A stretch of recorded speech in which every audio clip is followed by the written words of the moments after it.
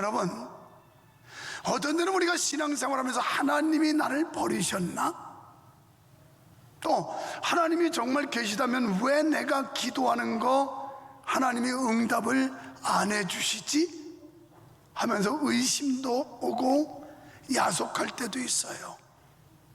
오늘 본문으로 읽었던 27절에도 보면 야곱아 어찌하여 내가 말하며 이스라엘아 내가 이르기를 내 길은 여호와께 숨겨졌으며 내 송사는 내 하나님에게서 벗어난다 하느냐? 왜 하나님이 계시다면 내가 이렇게 힘들고 어렵고 고통스러운데 하나님은 침묵하고 계실까? 그렇다면 하나님은 나와 단절됐거나 나를 포기하셨을까? 이런 생각할 수 있는데 그렇지 않다는 거예요. 하나님은 절대 우리를 버리시지 않습니다.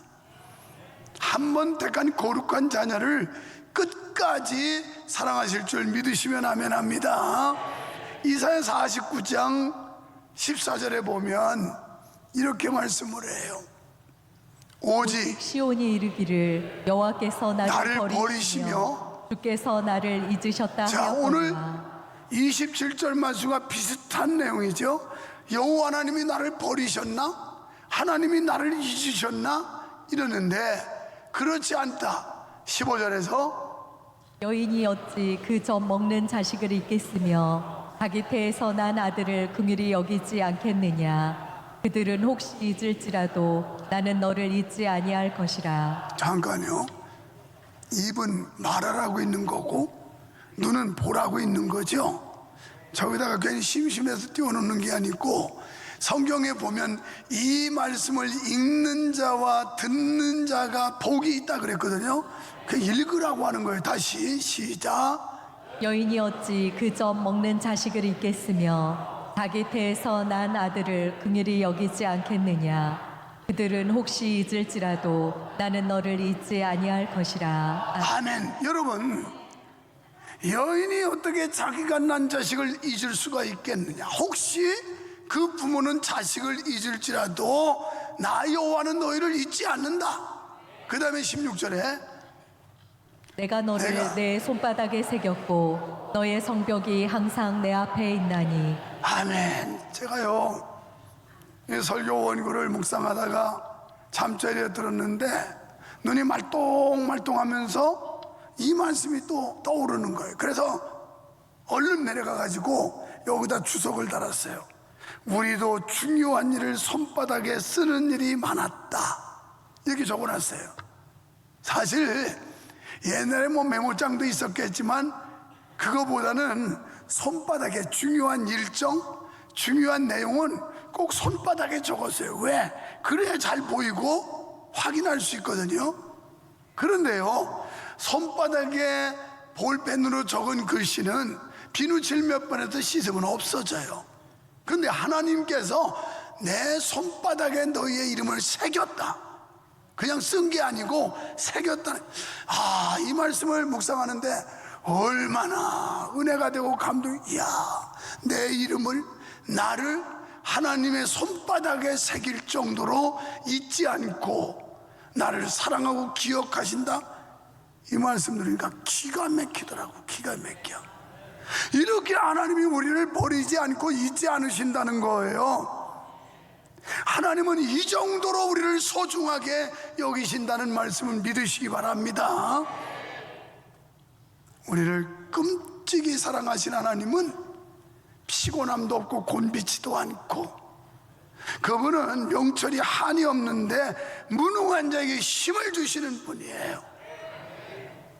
하나님은 아무리 많은 일을 하셔도 피곤함을 느끼지 않는 분이에요. 곤비함을 느끼지 않는 분이세요. 또 그분의 힘은 담이 없는 분이세요. 능력의 보고이십니다. 그분은 인생과 달라서 곤비치 아니하신 분입니다. 그러나 우리 인생은 어떨까요? 좀 열심히 활동하고 노동하면 피곤해요. 곤비해요. 또 우리 인생은 이사야 40장 6절로 8절에 보니까 이런 인생이라고 말씀하고 있어요. 말하는 자의 소리여 대답하되 내가 무엇이라 외치리까 하니 이르되 모든 육체는 풀이요 그의 모든 아름다움은 들의 꽃과 같으니. 아멘. 외쳐라 외쳐라 두 번씩 강조하면서 인생이 뭐냐? 육체는 풀이고 모든 아름다움은 들의 꽃 같다. 우리는 여호와를 앙망하는 거예요. 이런 이유 때문에. 그러면 여호와를 앙망하는 거, 이 앙망이라는 단어가 무슨 말씀이냐면 히브리어로 카와라고 하는 말인데 간절히 소망한다, 기다린다, 기대한다 이런 뜻이 카와라고 하는 앙망이라는 단어의 뜻이에요. 이 말의 원뜻은 여러 개의 물건을 하나로 묶을 때 사용하는 말이에요. 그러니까 너무나 간절히 기다리고 소원하여 몸이 비틀리는 느낌을 갖는다. 이게 앙망이라는 거예요. 그럼 여러분, 우리 자신을 솔직히 한번 살펴봅시다. 오늘 예배하러 오신 여러분, 이 정도로 갈망함이 있습니까? 간절함이 있습니까? 아이 그냥 오늘 주일인데 한번 갔다 와야지. 아유 예배당 한번 갔다 와야지. 또 안 오면 또 하나님이 진노해서 날벼락 때릴지도 모르는데, 그런 하나님은 벌써 죽었어요 여러분은.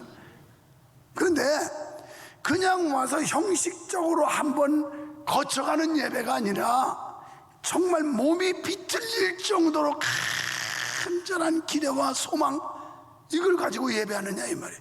이게 바로 신령과 진정으로 예배하는 거예요. 그러니까 너무나 간절히 기다리고 소원하다가 막 몸이 비틀리는 것처럼 엉터림치는 것처럼. 이사야 38장 14절에서 나는 제비같이 핫같이 지적이며 비둘기같이 슬피 울며 내 눈이 쇠하도록 앙망하나이다. 여호와여 내가 압제를 받사오니 나의 중보가 되옵소서. 얼마나 하나님을 간절히 기대하며 바랐던지 이 눈이 쇠하도록 앙망했다. 하나님께 기대했다는 거예요. 소망을 가졌다는 겁니다. 우리 마음에 무언가가 일어나야 한다는 겁니다. 여러분, 예배당에 그냥 왔다 가는 게 아니고 뭔가 이 마음 속에서 일어나야 한다는 거예요. 그게 진정한 예배고 하나님께로부터 받는 은혜인 겁니다. 하나님께서 자기 백성의 구원을 위해 결정적으로 행동하실 것을 확실하게 소망하면서 끈기 있게 기다리는 거, 이게 앙망이에요. 그러면 여호와를 앙망하면 우리에게 어떠한 축복이 있을까요? 첫째는 새 힘을 얻습니다. 여러분, 신뢰는 믿음의 행위입니다. 우리가 여호와를 신뢰하라, 신뢰한다, 이건 믿음이에요. 여기는 연합회장을 내가 신뢰한다는 건 저 여인을 믿는다는 거예요. 그렇지 않으면 신뢰를 안 하죠. 믿음이 없으면. 김현수 권사를 내가 믿으니까 신뢰하고 거기다 뭘 맡길 수 있는 거지, 그렇지 않으면 의심이 가면 맡길 수 없는 거예요. 하면서 현수 맞나? 나 또 요새 이제 나이가 1살 2살 먹으니까 순발력이 떨어져서 혹시 이름 수연이를 현수로 불렀나 해서 물어보는 거예요. 자, 신뢰는 믿음의 행위로서 불확실한 미래에 대한 두려움을 이겨내고 하나님의 약속에 대한 확신으로 나아가게 합니다. 여호와를 앙망하는 사람들의 불굴의 의지는 단순한 낙관주의자가 아니에요. 천성적으로 아주 낙천적인 사람이 있어요. 걱정도 안 하고 염려도 안 하고 그냥 뭐 되겠지요, 뭐 그냥 될 거, 이런 사람들, 이런 낙천주의가 아니에요.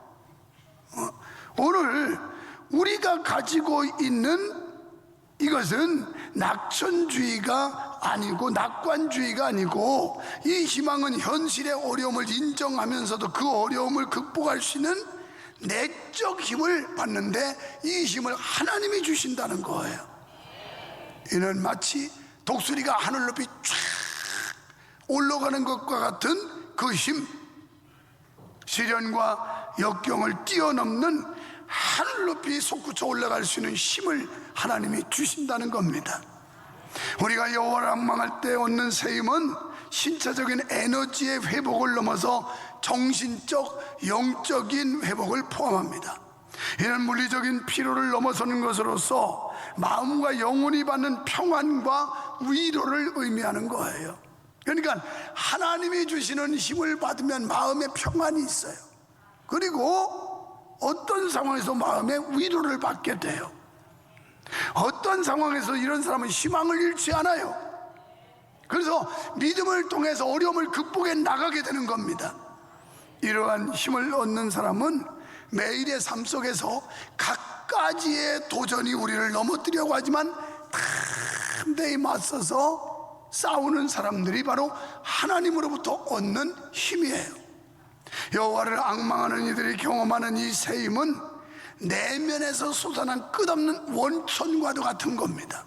그러니까 우리 어떤 노력과 정신으로는 조금은 할 수 있지만 오래가질 못해. 그런데 하나님이 주시는 힘을 얻으면 이 속에 저수지가 아니라 샘처럼 원천이 돼서 물의 원천처럼 여기서 끓어오르는 이런 힘을 얻게 된다는 거예요.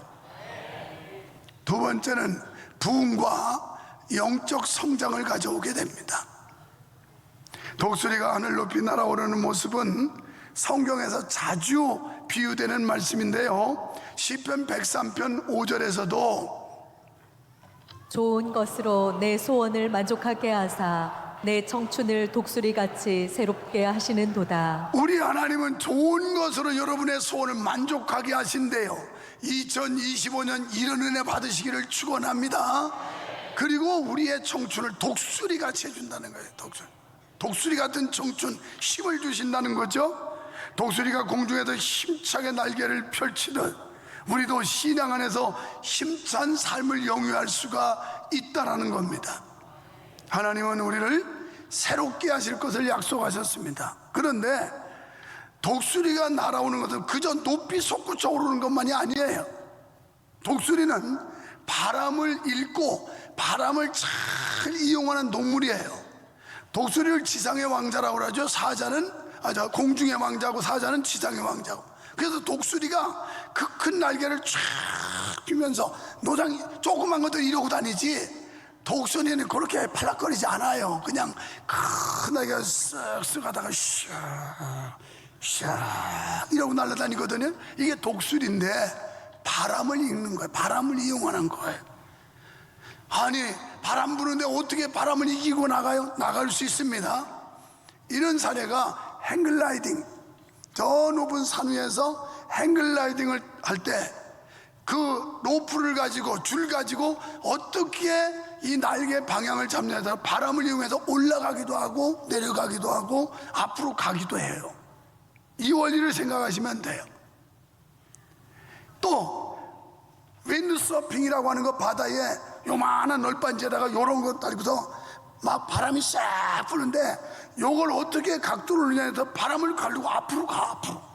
기가 막힌 일이에요. 독수리가 이런 동물이라는 거예요. 그러면 우리를 가로막는 이런 저항하는 장애물들, 이걸 이용해서 우리가 더 앞으로 나갈 수 있고 더 높이 날 수 있다는 거예요. 할렐루야. 이게 믿음의 능력이에요. 이게 하나님이 주시는 능력이에요. 그래서 이 능력을 받으면 이렇게 안 하고 조그만 새들도 요래 이렇게 다녀. 그런데 독수리는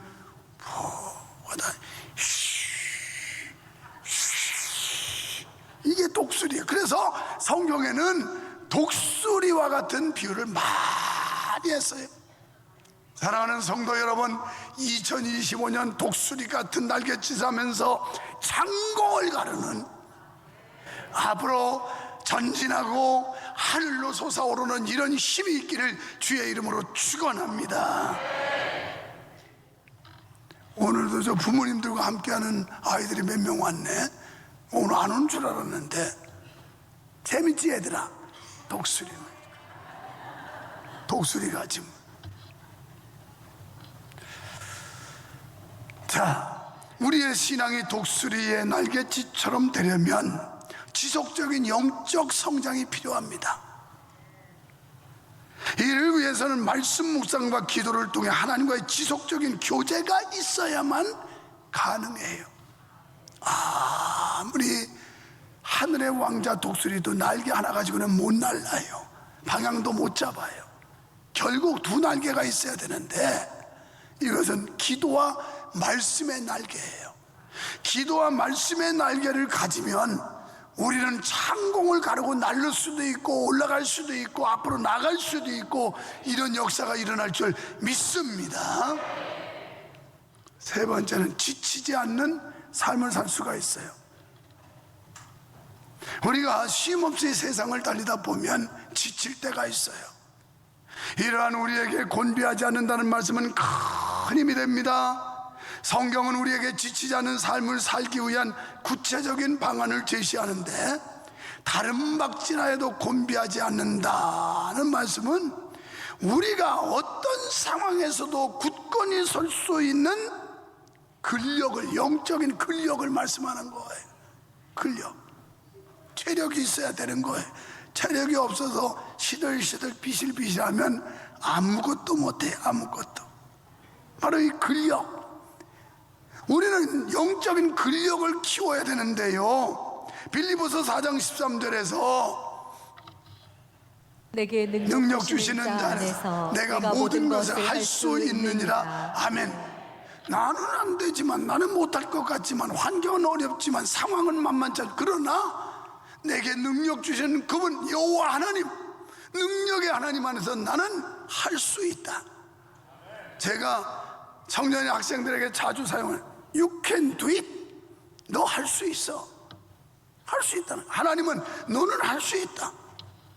아니 난 못해요. 난 안 돼요. 머리도 나쁘고요, 몸도 약하고요, 환경도 나쁘고요, 나는 못해요. 그건 진짜 못해. 그 사람은 하나님께서 할 수 있거든이 무슨 말이냐? 믿는 자에겐 능치 못함이 없느니라. 그렇다면 Yes I can in Christ. 그렇습니다. 나 할 수 있습니다. 예수 안에서. 이 답을 할 수 있어야 돼. 여러분, 할 수 있습니다. 될 줄 믿습니다. 그래서 우리의 고백과 생각이 얼마나 중요한지 몰라요. 하나님은 할 수 있다고 그러는데 우리가 믿음이 없어가지고 받아들이지를 못하는 거예요. 안 돼요. 지금 시대가 어떤데요? 환경이 어떤데요? 아예 안 돼요. 안 돼요. 그런 인생은 죽을 때까지 안 돼요. 안 되게 돼요. 예, 될 겁니다. 하나님이 함께 하십니다. 하나님이 도와주십니다. 할 수 있습니다. 이럴 때 긍정적인 마인드를 가진 사람이 긍정적인 행동을 하고, 그러면서 모든 상황을 뛰어넘는 도전정신 가지고 승리할 수가 있는 거예요. 이 말씀은 우리가 나 자신의 힘으로 모든 것을 해결하지 않고 하나님이 도와주셔야 되고 하나님이 함께 해주셔야 된다라고 하는 겸손한 믿음의 고백이에요. 모든 걸 내 능력으로 할 수 있다는 것처럼 교만한 게 어디 있겠습니까? 아니, 여러분이 뭐 대단하다고. 잠들었다도 깨어나지도 못하는데, 잘 자다가 뇌졸중으로 가기도 하고 심장마비사도 가기도, 그게 인생이야. 그러니 하루하루 살고 오늘 예배 와서 찬양할 수 있다는 게 얼마나 큰 축복이야. 그래, 아멘한 사람은 계속 눈 뜰 거예요. 계속 안 죽으려면 눈만 뜨고 있고 숨만 쉬고 있으면 안 죽어. 절대 안 죽어. 눈 감고 숨 안 쉬니까 죽은 거지, 호흡하고 눈 떠 있으면 살아있는 거예요. 살아있는 거. 우리가 하나님 안에서 힘을 얻으려면 먼저 우리의 한계를 인정하는 게 필요해요. 또 하나님의 무한한 능력을 의존해야 된다는 거 믿으시면 아멘 합시다. 이는 바로 겸손의 시작이에요. 아, 나는 부족합니다. 연약합니다. 그러나 하나님이 도와주시면 될 줄 믿습니다. 할 줄 믿습니다. 이게 이제 겸손의 시작이고 하나님의 인도하심에 순종하는 삶을 통해 이루어지는 겁니다. 우리는 일상 속에서 크고 작은 도전을 받고 있습니다. 그래서 이런 도전을 이기기 위해서는 영적 근력을 키워야 된다. 영적 근력. 저는 디스크 환자예요. 내가 디스크 환자. 디스크가 2개나 고장난 사람이에요. 4번 5번 디스크는 긁어내고 인조 디스크 꼈고, 5번, 6번은 죽도록 아파가지고 고생하다가 하나님 은혜로 치유받아서 지금 수술한 거나 안 한 거나 똑같이 그냥 견디는데, 그래도 모든 거 다 활동하면서 견디는 게 허리 근력, 자기 근력을 키워야 되는 거예요. 그러니까 허리를 받치는 거예요. 여러분, 허리 근력이 약하면 어찌 되는지 알아요? 이렇게 돼요. 이렇게. 내가 전에 이거 한번 예화 들어서 얘기했더니 내 아내가 굉장히 기분 나빠하더라고. 그래서 어쩌다 좋고 하기를, 여보 허리 좀 펴요. 벌써 할머니야 왜 자꾸 허리가 앞으로 구부러지는 거야? 그랬더니 아이 같은 말 해도 왜 그런 소리 하냐고. 아이 구부러진 걸 구부러졌다고 그러지 그럼 뒤로 자빠졌다고 하겠나? 그랬더니 우리 하유가 얼마나 귀엽고 예쁜지 몰라요. 하유가 할머니한테 오더니 이러더래요. 할머니 허리 좀 펴세요. 이렇게 맞으면서 할머니 허리 좀 펴세요. 이 아기가 볼 때도 할머니가 허리 굽어지는 게 보기가 안 좋아. 오늘 여러분, 우리가 이 땅에 살면서 믿음의 허리를 펴시기를 축원합니다. 여러분의 허리에 영적인 근력이 생기기를 축원합니다. 그냥 비실비실하고 굽실거리고 이러지 말고 당당하게 허리 펴고 살라 이 말이에요. 하나님께서 주시는 힘을 받아서 내 근력을 키우라 이 말이에요. 키우라. 얼마나 당당해. 허리 딱 펴고 이런. 나도 그래서 의도적으로 허리 안 고르지려고 자세 똑바로 하려고. 내 뒷모습을 보는 사람은 청년 같대. 원래 내가 청년이에요. 청년. 그래서 자세가 그렇게 중요한데 우리가 영적인 근력을 키워야 된다. 끊임없이. 그래서 우리가 스트레칭도 하고 트레이닝도 하고 그러면서 운동도 하고 자꾸 근력을 키우는 거 아니에요? 영적으로도 마찬가지예요. 우리가 영적인 근력을 키우기 위해서 기도 운동도 하는 거고 말씀 운동도 하는 거고 봉사와 헌신도 하는 거고 기도도 하는 거고 말씀도 보는 거고 봉사와 헌신도 하는 거고, 그래야 영적인 근력이 강화된단 말이에요. 영적으로 근력이 약하면 시들시들해. 맨날 교회 오는데도 활기도 없어. 그냥 이래가지고 죽지 못해 와. 내가 이따 나갈 때 보겠어요. 뭔가 그냥 탁 꼿꼿해가지고 뭐 똘망똘망해서 뭐 눈이 바짝바짝해서 나와야지. 썩은 동태눈 것처럼 이래가지고 오면 정말 속상해요. 속상해. 올 때는 그리 왔더라도 갈 때는 그냥 허리를 꼿꼿이 펴고, 이거 거만하라는 게 아니야. 우리가 영적으로 그런 담대함, 담력 이거 가지고 당당하게 나가자 이 말이에요. 당당하게. 사랑하는 성도 여러분, 우리의 삶이 때로는 다른 박제라는 경주와 같을 때 우리는 하나님의 말씀을 붙잡아야 되고 그 말씀을 의지해야 돼요. 그래서 히브리서 12장 1절에서 이러므로 우리에게 구름같이 둘러싼 허다한 증인들이 있으니 모두 무거운 것과 얽매이기 쉬운 죄를 벗어버리고 인내로서 우리 앞에 당한 경주를 하며. 적어도 경주자는 인내심이 있어야 돼요. 인내심. 이 인내심을 경주자에게 지구력이라고 하는 거예요. 지구력. 뭔가 참고 달릴 수 있는 이 지구력.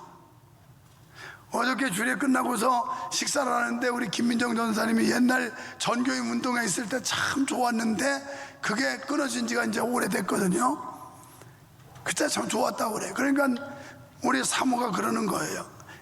그때 계주를 달리면 릴레이죠. 바톤 터치해서. 그러면 마지막 주자는 항상 우리 목사님이 뛰었다고.